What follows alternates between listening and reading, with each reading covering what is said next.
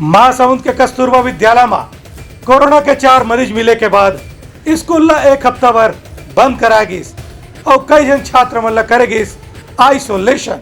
महासमुंद जिला के कस्तूरबा गांधी आवासीय विद्यालय में कोरोना के विस्फोट होले जिला में संकट के लहर पैदा हो गए है। आज पिथौरा में 4 कोरोना के मरीज मिलीन है। एमएलए 3 बच्ची हैं और 1 शिक्षक है। पाछू 3 दिन में 14 बच्ची और 2 शिक्षक मन कोरोना के संक्रमित पाए गए हैं। एला मिला के ऐसे कहे जाते कि 60 जन के जांच करेगी रही से, जिसमें 14 जन कोरोना ले संक्रमित पाए गए हैं। ये जम्मो कोरोना मरीज मन ला होम आइसोलेशन में रखे गए है। शिक्षा विभाग कस्तूरबा गांधी आवासीय विद्यालय ला 1 हफ्ता पर बंद करे के आदेश दे है। एक संगे संग जिला चिकित्सा अधिकारी के कहना है कि महासमुंद जिला में कोरोना संक्रमण न रोके के सब संभव उपाय करे जाए। ब्यूरो रिपोर्ट उतलंघा न्यूज।